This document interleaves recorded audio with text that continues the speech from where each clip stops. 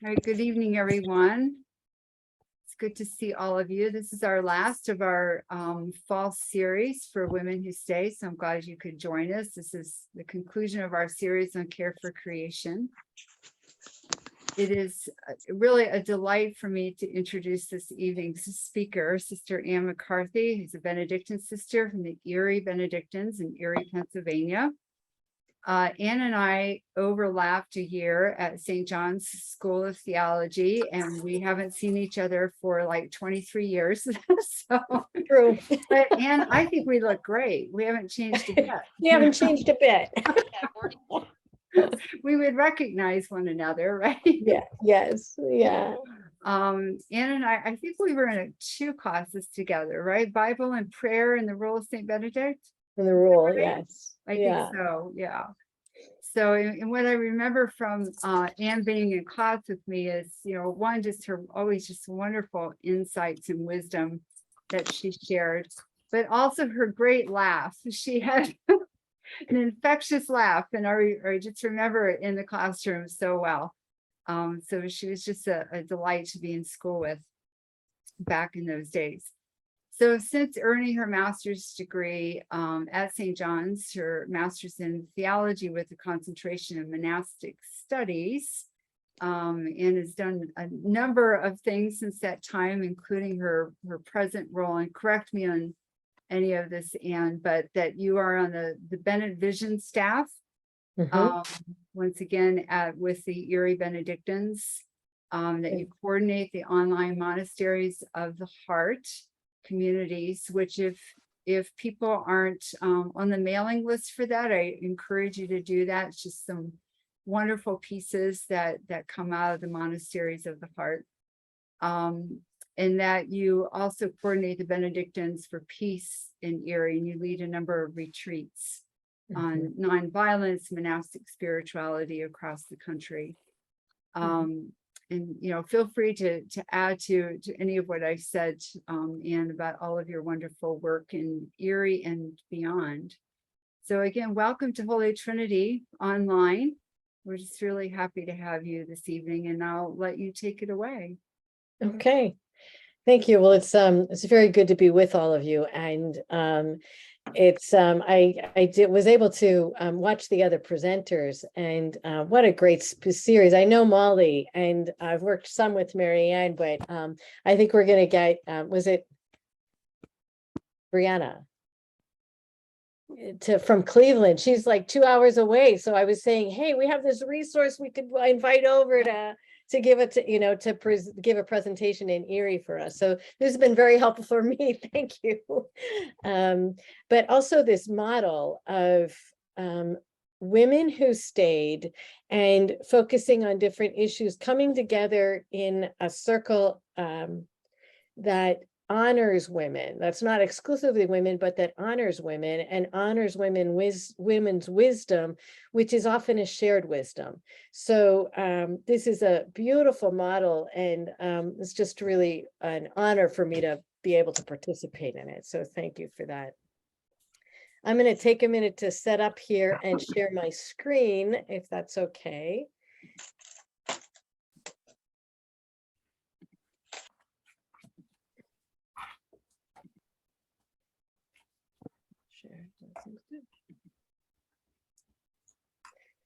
Okay, so the topic for tonight is Benedict's spiritual teaching, the steps of humility, the steps of transformation. And we'll start with a prayer.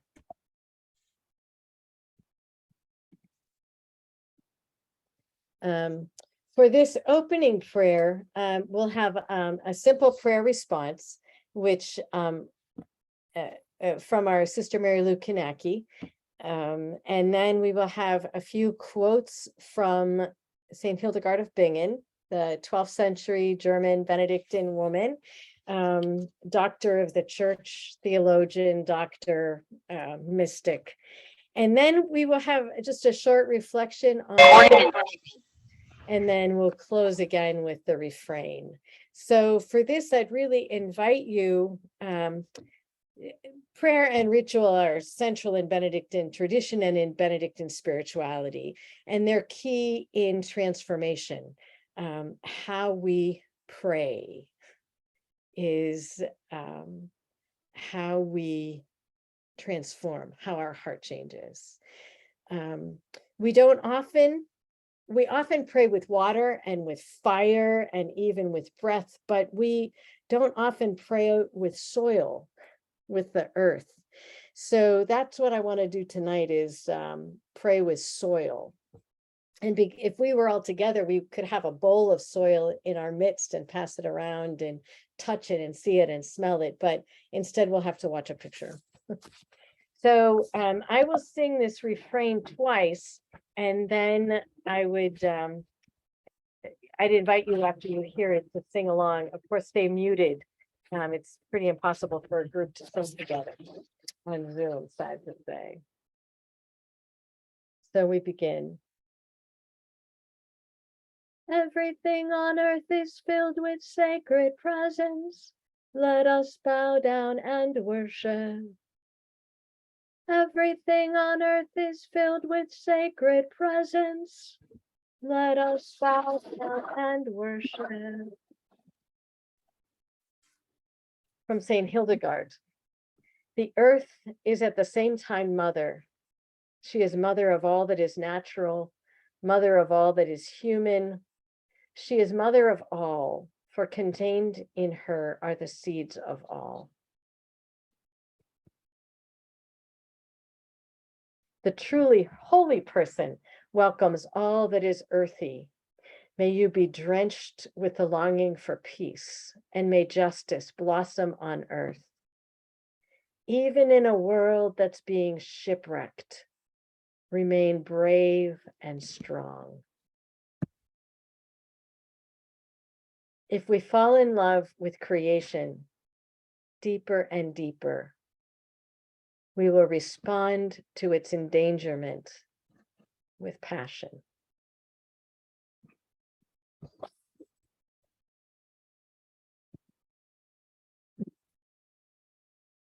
I'd invite you to focus on the earth, on this soil. Imagine that you can touch it, smell it, hold it, feel it.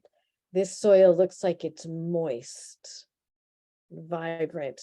Each cell of this dirt pulses with life. Composting soil is where transformation from death to life happens. A bit of soil, this little bit, teems with organisms, pulses with energy. Sense the wonder of the miracle of life that this soil represents.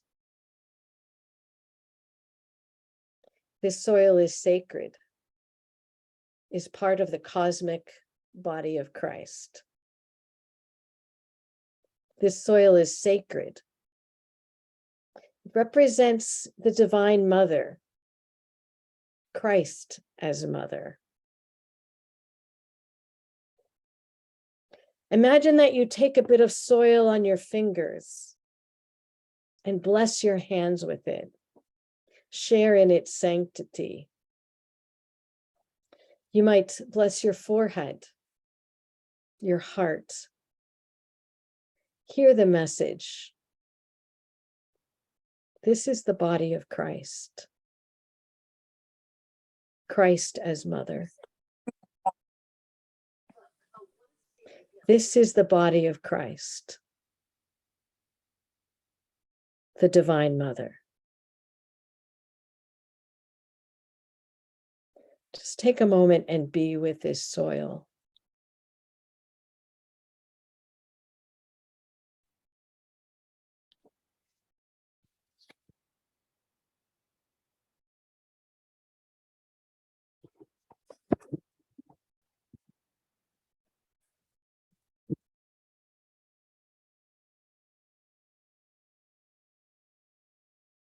And finally, we'll sing this refrain twice. Everything on earth is filled with sacred presence. Let us bow down and worship. Everything on earth is filled with sacred presence. Let us bow down and worship.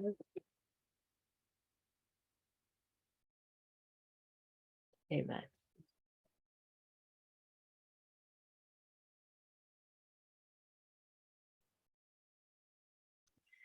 So our topic for tonight is Benedict's spiritual teaching, the steps of humility, the steps of transformation. I'm going to be going through a lot of material. So two things, jump in, Anne or Amanda, if I should like stop, either pause or say enough content, let's discuss it. And also I should have sent ahead of time, I have these steps of humility as a handout, so you don't feel like you need to take notes on all of this, so we can get the material to those who are interested. So humility is an important human stance in relation to the earth, especially with climate crisis. Hildegard's message from centuries ago: if we fall in love with creation deeper and deeper, we will respond to its endangerment with passion. It's a message that we need now. Or as Pope Francis describes in Laudato Si, the external deserts in the world are growing because the internal deserts have become so vast. For this reason, the ecological crisis is also a summons to profound interior conversion, inner transformation. So as we begin to look at this inner transformation that's needed, let's look at the context for it. We know that we are in a crisis. The IPCC report from the UN over a year ago said that we are in a code red for humanity. However, strong, sustained reductions in emissions of carbon dioxide and other greenhouse gases would limit climate change. We know that what is required is rapid, far-reaching, and unprecedented changes in all aspects of society, transformation.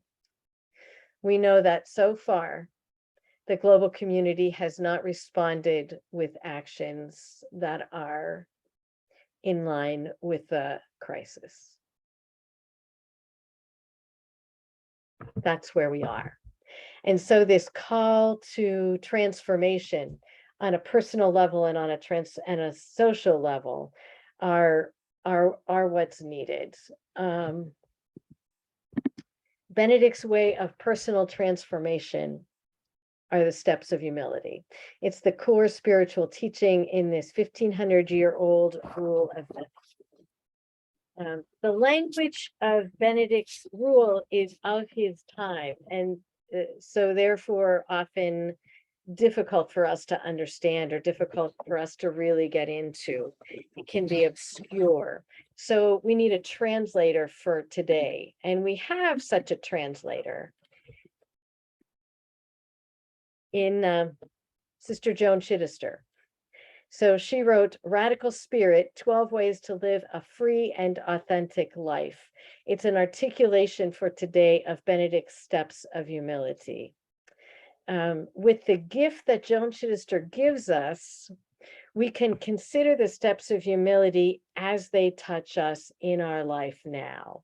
And what I've done is takes the articulation that she provides in this important book and stretched it to steps of humility in relation to the climate crisis, in relation to the earth. So we will go through the 12 steps, and as we do that, consider how you would articulate the steps of humility in relation to all of creation. So this is just a conversation starter, in my opinion. It's some reflection that I've done. And feel free to, please, please wrestle with it.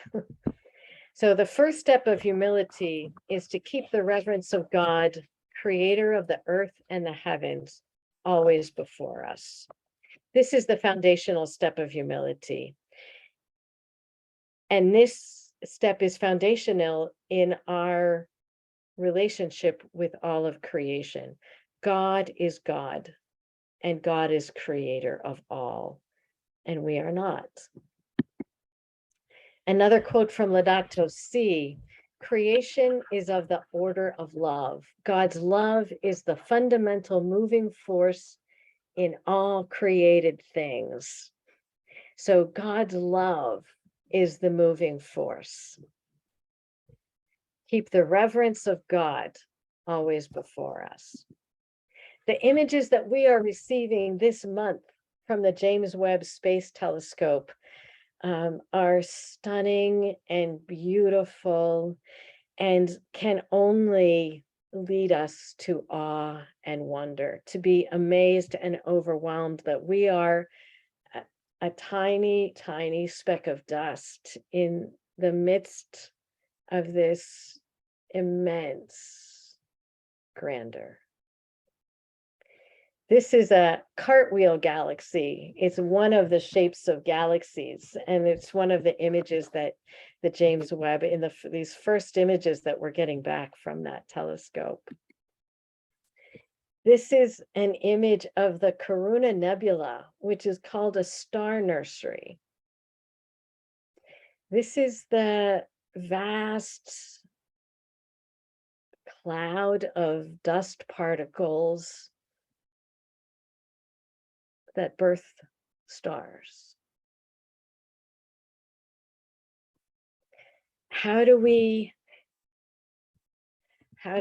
be in any other place but awe and wonder at what we are part of what we are?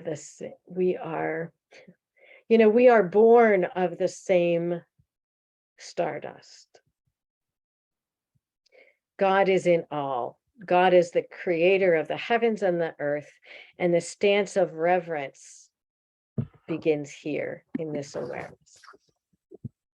The second step of humility: don't follow our own will or live for ourselves, but accept our role as co-creators.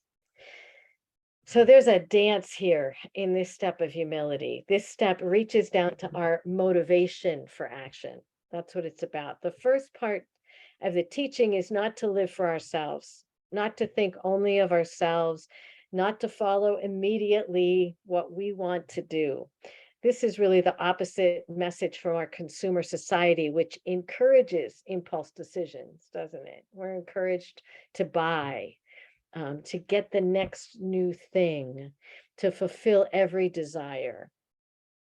Benedict says, don't be controlled by our impulses, our wants, our own will. Don't live for ourselves. Pause before we act. Wait. But this is not a call to passivity. At the level of motivation, we choose to broaden our thinking beyond ourselves to include all of creation.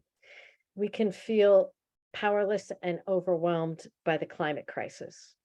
I know I do.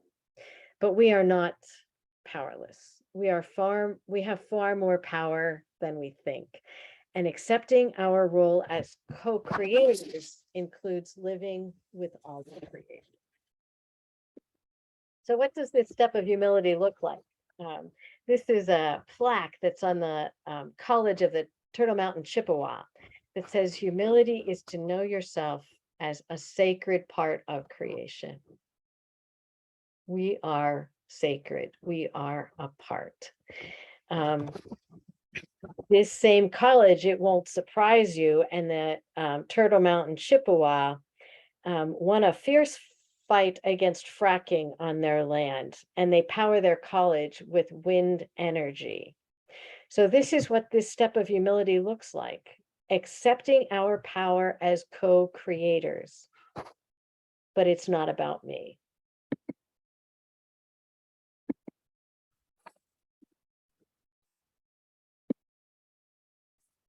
You might have seen the film that was released this month, The Letter, the Laudato Si film, which is excellent. I really, really encourage it. It's so well done. In it, Pope Francis uses the analogy of the Tower of Babel and reflects that today we are building a tower of human arrogance with bricks of power, bricks of economy. We are following our own wills.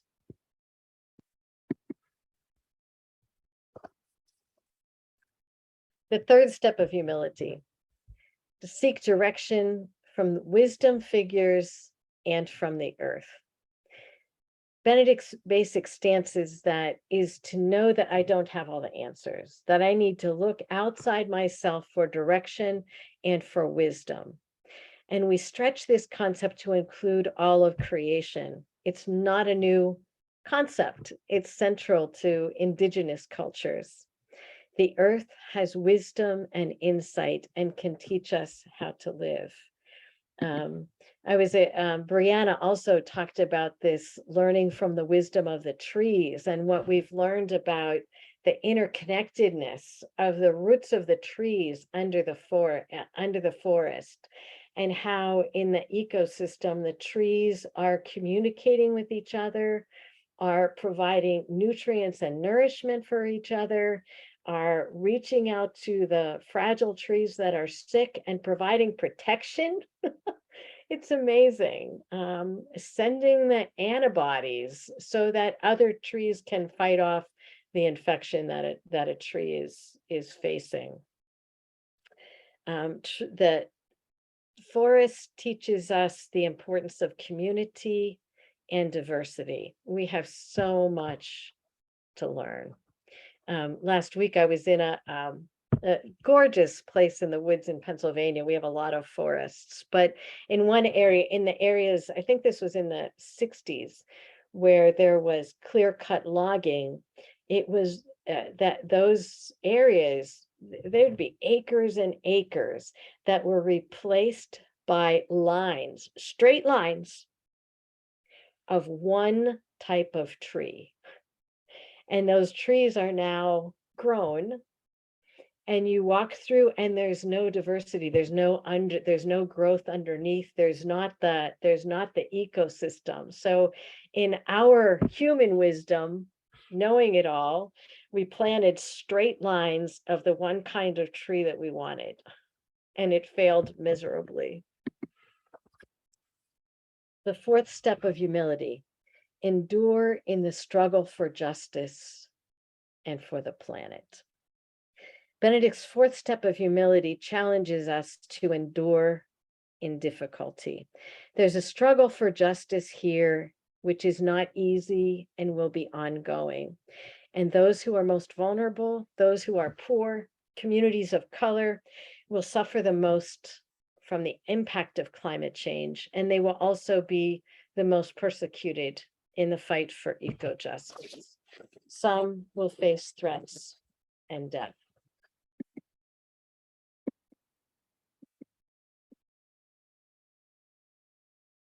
Sister Dorothy Stang,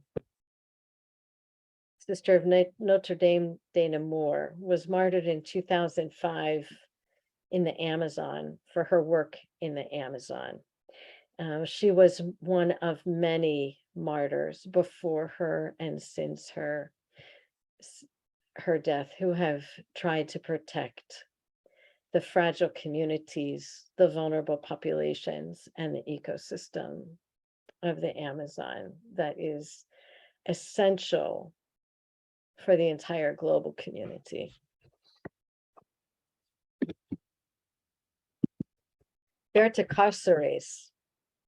She was a Honduran environmental activist, a member of the Lenca tribe, an indigenous leader, co-founder and coordinator of the Council of Popular Indigenous Organizations of Honduras, COPIN. She won the Goldman Environmental Prize for a grassroots campaign that successfully pressured the world's largest dam builder to pull out of the Agua Zarca Dam. The dam would have threatened a large aquifer in her area. Effective environmental leader, incredibly courageous, murdered in her home in March of 2016. her work is now continued to be carried on by her family and those in her organization who have followed her.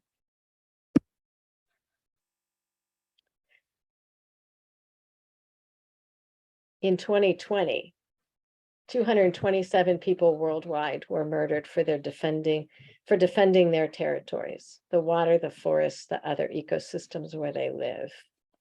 In Colombia, Nicaragua, Philippines, the main sources of conflict: logging, mining, industrial agriculture, including cattle ranching and oil palm plantations. And behind those activities lies the consumer demand in distant places, including the US, Europe, and China. It's important for us to remember, it's important for me to remember that we are connected to these global witnesses and that our consumer society is driving the systems that are eating their land and killing them. So there's a video I want to.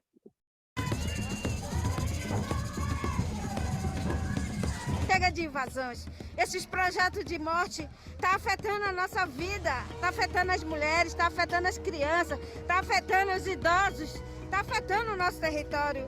Já chega de aumento de plantação de soja, já chega de mineração ser explorada dentro do território, já chega de querer mais o nosso território.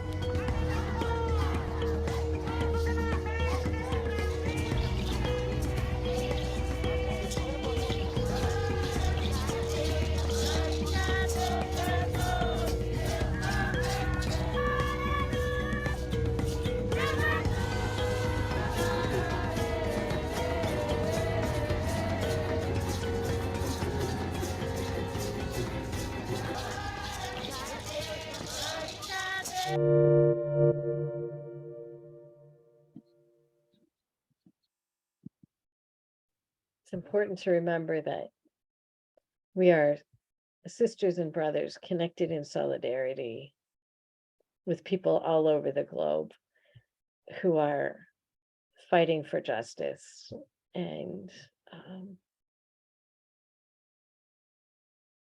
working to address the climate crisis.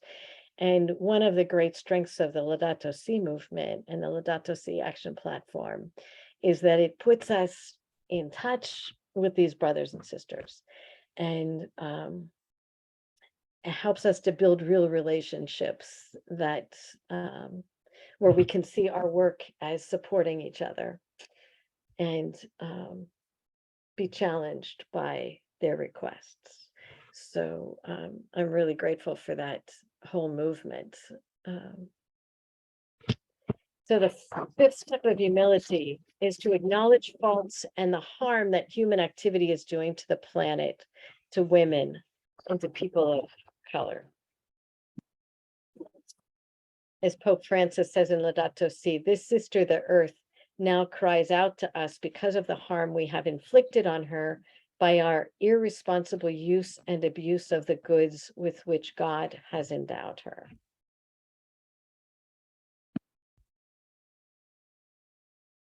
This is not an easy step in Benedict's way of humility, to acknowledge faults, to acknowledge our humanness, to acknowledge that each of us participate in systems that are the abuse.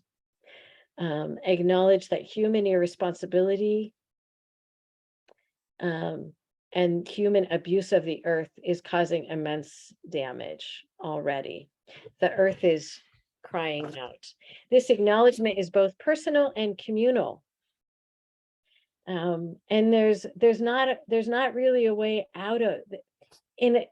There's not a way out of it. There's a way to acknowledge it and a way to try to connect with others to change for human transformation. Denial paralyzes us, and unhealthy guilt paralyzes us also. So acknowledging, giving space to listen to the cry of the earth is converting and is a step in Benedict's 12 steps of humility that are essential for transformation.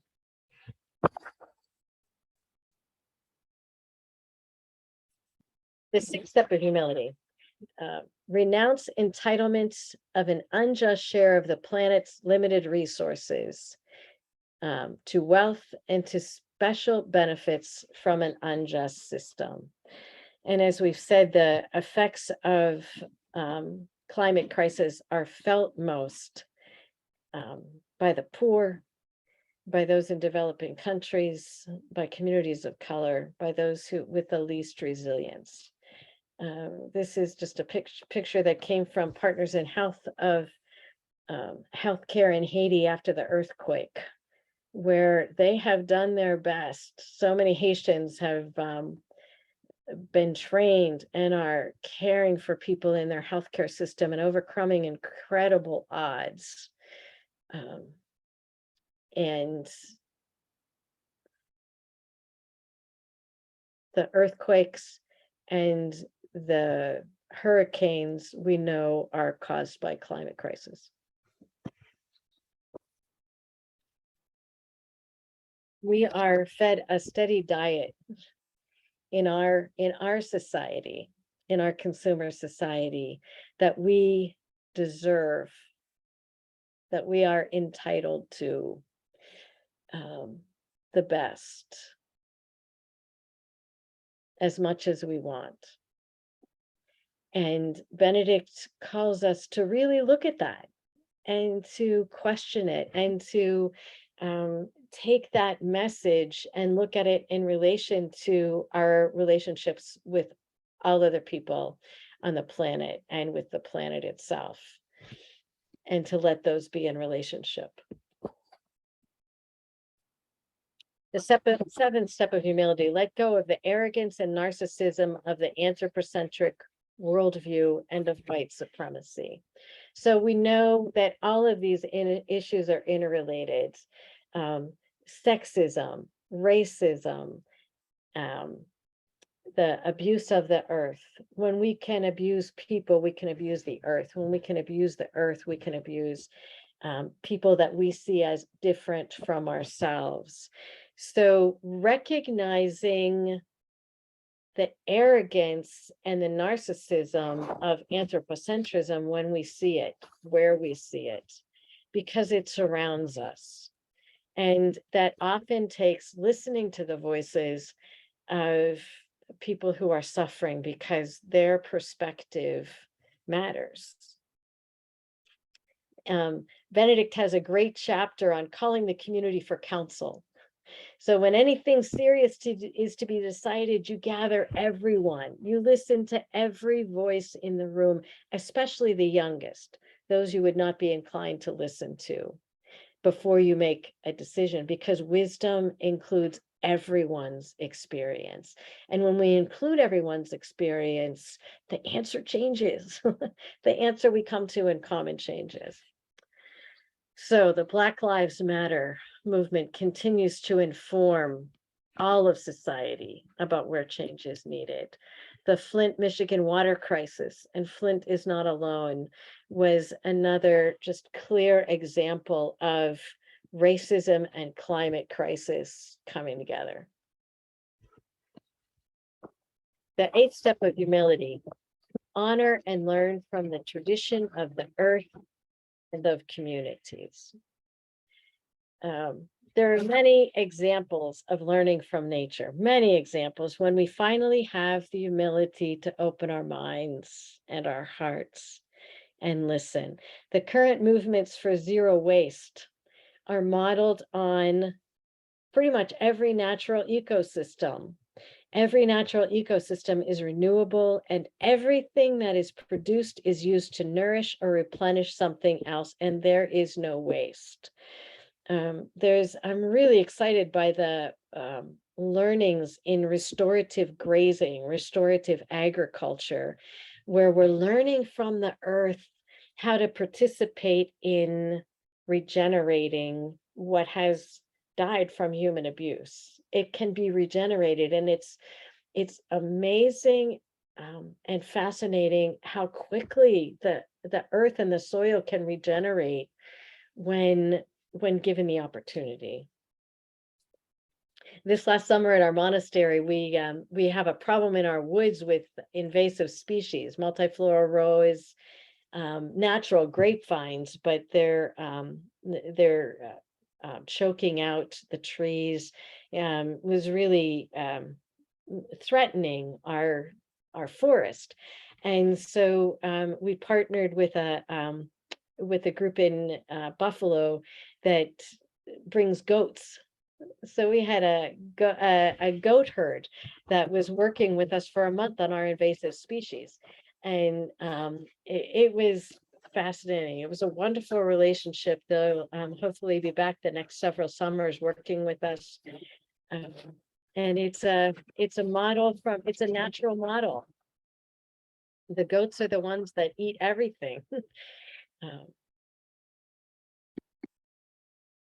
The ninth step of humility: cultivate silence and listen with the heart to the earth and to those whose voices are often missing. Again, listening to people, the voices of the young, to listening to women, listening to people of color, listening to the planet. This listening really takes time and space, and it takes a leaning in, often a leaning in to be in relationship with creation, to be in relationship with nature.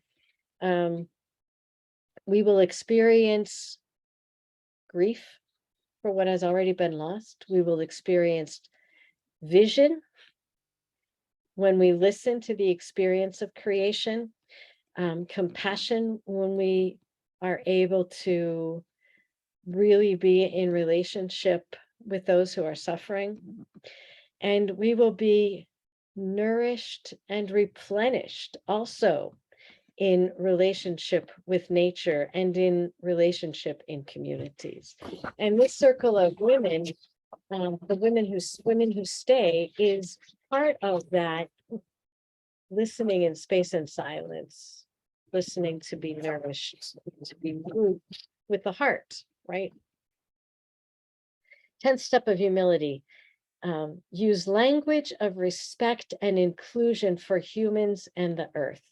Never dismiss, reject, or render invisible any parts of creation. What part of creation is invisible to me? Do I use without thinking? What do I take for granted or ignore? How did the term tree hugger become a term of derision? How did that happen? The air I breathe, the water I drink, the food I eat, the earth itself nourishes me and keeps me alive. I am of the earth and it is of me. Is this a fellow being, or is it an invisible food product? Little he or she.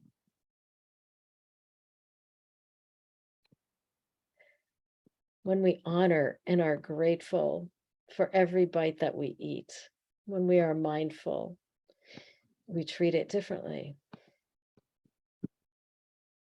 Local plant-based, community-based options for agriculture, for gardening, different ways of being in relationship and listening to the voice of creation. The 11th step of humility: to advocate for all of the vulnerable and for our common home. Pope Francis says, and this is in that the letter, the Laudato Si film, we see what is happening, and the worst thing is that we are getting used to it. He was referring at that point to the refugee crisis and to the number of refugees that die when they are fleeing from their land that's been devastated by climate change. Pope Francis says, we see what is happening, and the worst is that we're getting used to it. This becoming used to is a terrible illness.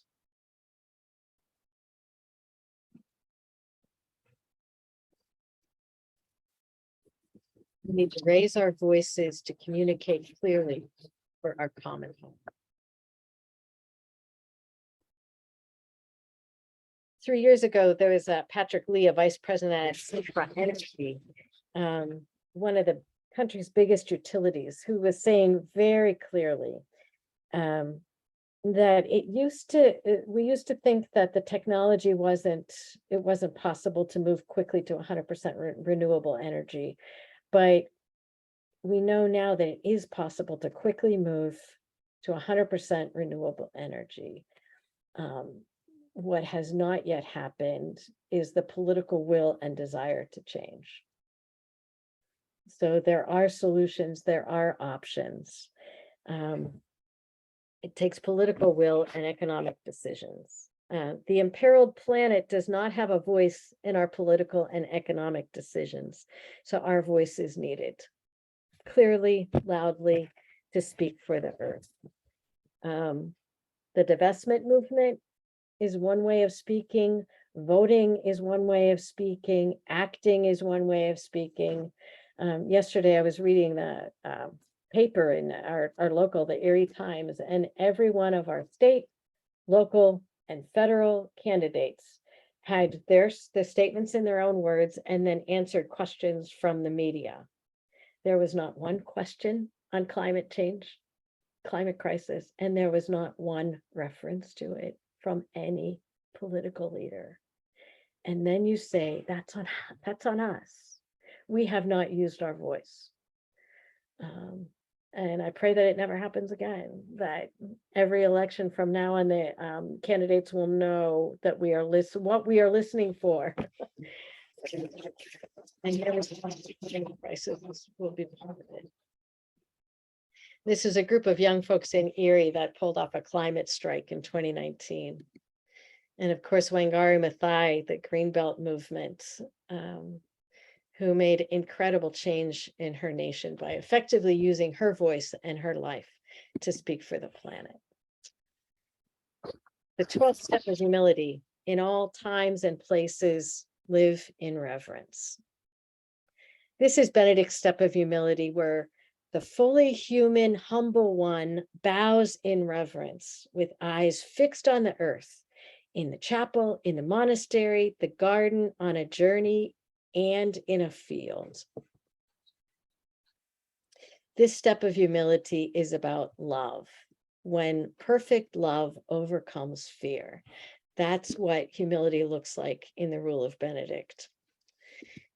As Pope Francis says, let ours be a time remembered for the awakening of a new reverence for love, to achieve sustainability, the quickening of the struggle for justice and peace, and the joyful celebration of life.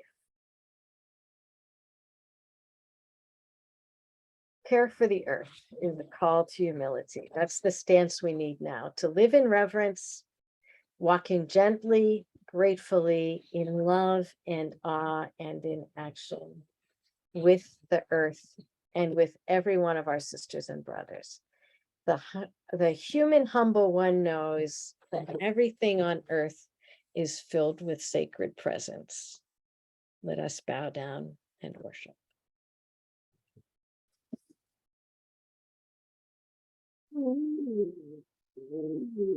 Dan, thank you so much. That was just beautiful. And I open it to questions and comments from people. Feel free to put something in chat. Feel free to raise your hand. Feel free to unmute and speak.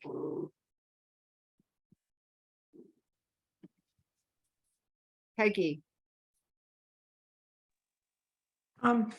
You have alluded a few times to being the overwhelming feeling of fear. You think of the terrible fires, floods, hurricanes, the derechos, and you just referenced it in passing in a couple of the steps. But could you just speak a little more about the spirituality or Benedict's humility in overcoming the fear specifically? Well, I think his answer is about relationships in community.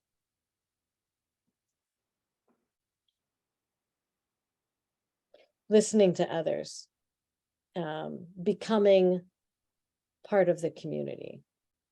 And I think a really good example of that is, again, the film that just came out this month, The Letter, the Laudato Si film, where it's fascinating because you have, people from 5 different places in the globe doing 5 whole different experiences, but they come together and form community and support each other. And in that, they all go home strengthened. And I think that's what's needed.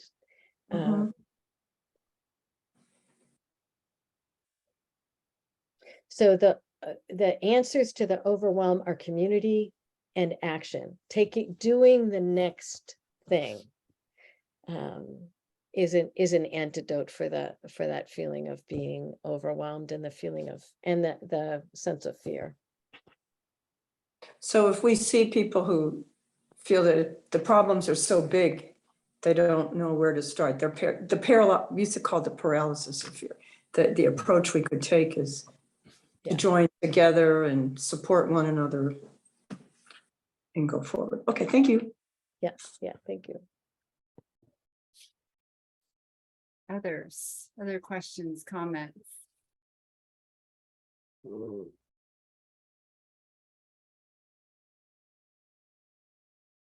And I'm going to highlight again what you talked about with learning from the earth, right? Because even when Brenda talked about the trees, right, what we can learn from the ecosystem of the trees was honestly the first time I've really heard much about that, to make me really appreciate what trees do for one another. And then, you also mentioned, some other things, about waste and so on. I guess I'm wondering, maybe what your advice would be on sort of a very practical way of forming people in that way, or kind of putting this before people as something to ponder and really feel that they have something to learn. Because I think when we think about learning, it's just, I learned from another person or something like that, or I learned from books, or and not so much that, I don't know that we've been taught to learn from the earth. So I guess that's what I'm saying.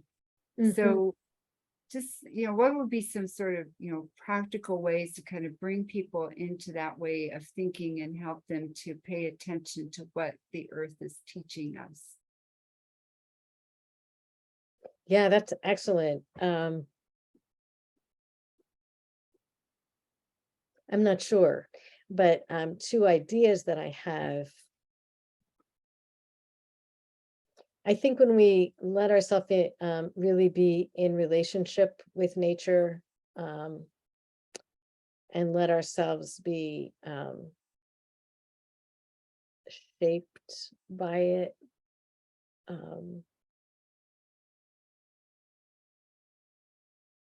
do the Benedictine Lectio process, where we're really listening with the heart and responding.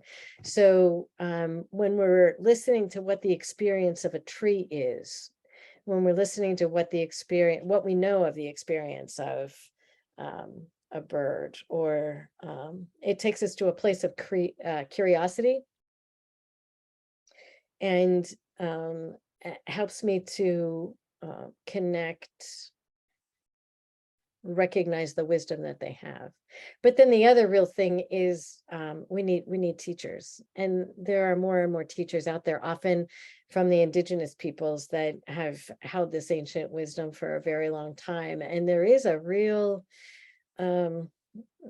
the voices of indigenous peoples are becoming stronger and stronger in our country, but in other countries, and they have wisdom to share. There are spiritual elders that can teach us what the earth knows, because they know the earth. They know their ecosystem. And so I've learned it mostly from being taught, reading books. Braiding Sweetgrass, Robin Wall Kimmerer, phenomenal teacher, spiritual teacher. Braiding Sweetgrass was a real eye-opener for me. But I just keep learning so much.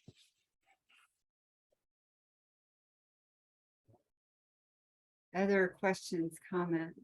I have a question if now's a good moment. Yeah, hi, Amelia.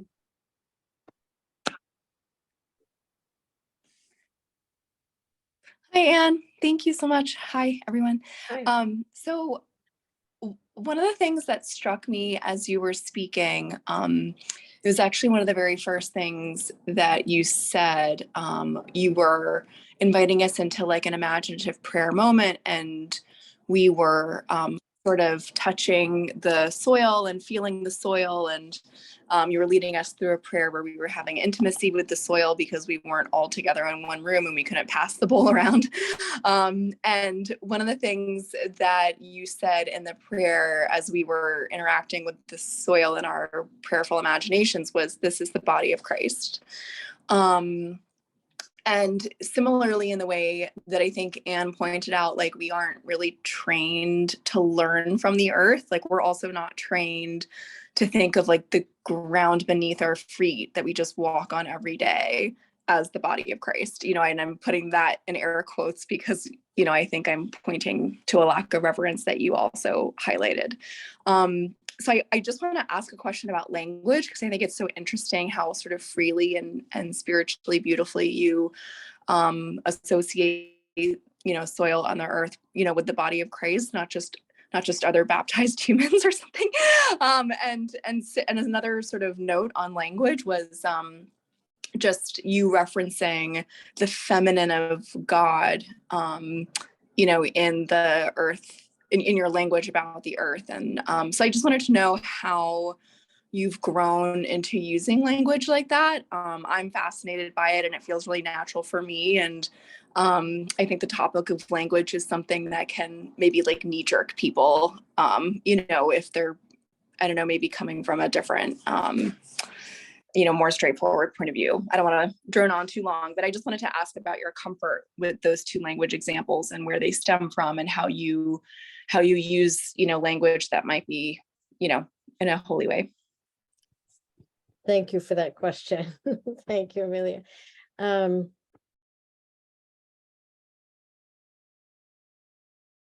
I do really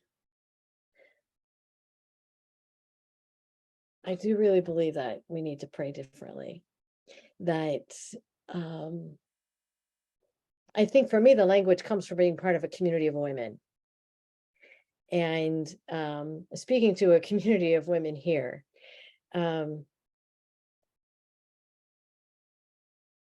we know that God is spirit, and yet we are comfortable referring to God as male. And often we are not allowed in our church to refer to God as female, as if God were gendered. God is spirit. And yet in metaphor, we should be able to use both. And I really believe because we cannot use both and don't use both, we are able to abuse the earth. And until we can pray as women, because it's not going to come from the men. I'm sorry that our male religious leaders are not going to suddenly start praying to God the Mother. Right now, you're not like we had to change the words of the hymns to take out any reference to God as mother in Catholic hymns. That's in the last 10 years. That's a sin. That is a sin. Mm-hmm. So it's for women to claim it, to pray with it, to share it with others. And it's a way of reverencing God. It's a way of reverencing the fullness of God. a way of letting God be God and not confined to one metaphor that's comfortable for us. And it's circles of women that I think we will find the courage and the challenge to try it and share it. You were going to say something, Arlene. Arlene. Yes, Yeah. I just came back from Bon Secours to a weekend that I more or less fell into because of its description. I was there for myself a few days and then was able to get in and stay on. And I never heard of John Philip Noel, Newell. And he's written many things, and he's in the tradition of I wish I could think of that. When Hildegard lived, who was that man, religious man who wrote so much about the earth? He didn't go back to reference him, but he referenced 5 critical figures. And he would say that our Christianity has been skewed ever since the 4th century, when we came under the Roman Empire and joined in to a system that put a hierarchy on people and things. And we lost the sense of tribal. We lost the sense of the common language. And he traces it back to Sanskrit and to Celtic, and he is a Scotsman. But the book that he describes most recently, that he's written, Sacred Earth, Sacred Soul, we spent a weekend with a combination of talks and then ritual and then interaction in small group. And he's saying that we have distorted gender, etc., by placing man and the power structure over the earth so that we're free to do what we want for our own purposes, as opposed to reverencing that we all come from Christ. So this goes beyond the Catholic and the Christian conventional theology, okay? And it hits on Augustine and his emphasis on the fall of man and Adam and Eve and the whole creation thing, and that we were all born into sin. And he would say that we're born, that we come from Christ, and we are co-creators, and we are invited and expected to experience that and to find ways to express it, not only in compassion to fellow human beings, but the earth and the way we treat it. And he's developing a whole way of people coming together to honor this way of thinking and to share it in group. And it was very beautiful, very spiritual, very powerful. However, it's outside of the power structure of our conventional church. And it emphasizes the divine feminine and certain thinkers that have been given short shrift, ending with Teilhard as a convention, as the most recent person who's been given short shrift. And we know that happened in the church for many, many years. So there is this need to see other alternative ways to come together in worship in which we are co-creators of an earth that is blessed. And I have to go back to Matthew Fox. I mean, he was allowed at certain times to be okay, but then pantheism, you know, the whole business of turning the earth into something sacred. Oh my God, creating another God. So I can only recommend, this man has many different books, and he has some guides to ritual, etc. But I am very impressed. He would call it Celtic wisdom for reawakening to what our souls know and healing the world. Mhm. Excellent. Thank you for that. Yeah. And it sounds like there's, you know, many of the theologians are doing the same thing right now. Ilia Delia, Elizabeth Yes. Johnson. Yes. There's powerful, powerful theologians. So it's coming from every area. And it's not yet coming so officially liturgically by these small groups that are gathering to pray. Oh, are- I was are trying going to think of Master Eckhart. That's who I was thinking. Master Eckhart, yeah. He didn't reference him, but I remember that Hildegard of Bingen and her theology came out of that same period and had a lot of natural healing and honoring. Hmm. So there's a rich heritage that's kind of been shoved to the side. Mhm.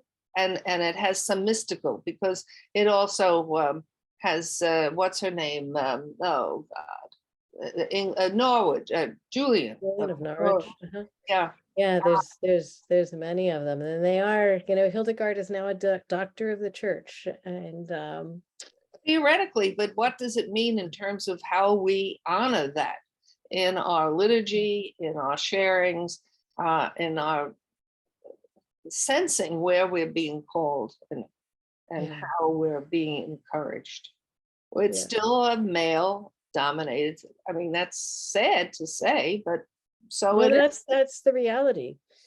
That is the reality, and I think that's coming out loud and strong in the responses in the synod. So we'll see what happens with that. Yeah. Watch what's happening in the European churches right now. It's fascinating. In the Australian church, it's Well, really- they're very tight, but they're trying to break out. But it's not easy. yeah.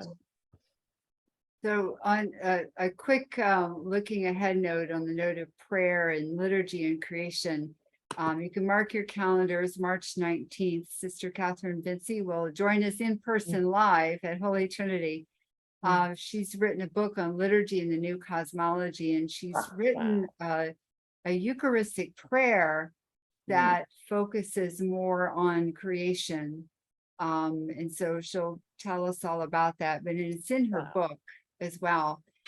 And it just made me wonder, you know, at what point will in our liturgy, if we have to take things out of hymns, at what point in our liturgy will we see prayer texts that are, because, you know, I will say liturgy forms people, right? So when will we see the prayer texts that are more reflective of what you speak about? Well, probably when we write them. That's right. Yeah. So Catherine's written one. That's great. Yeah. Yeah. And what is the book? I mean, what is the date again? And It's March 19th okay, on a Sunday. right. Okay. And this woman's name? I didn't take Sister Catherine Vinci, Vincie. Vinice. All right. Thank you. Yeah.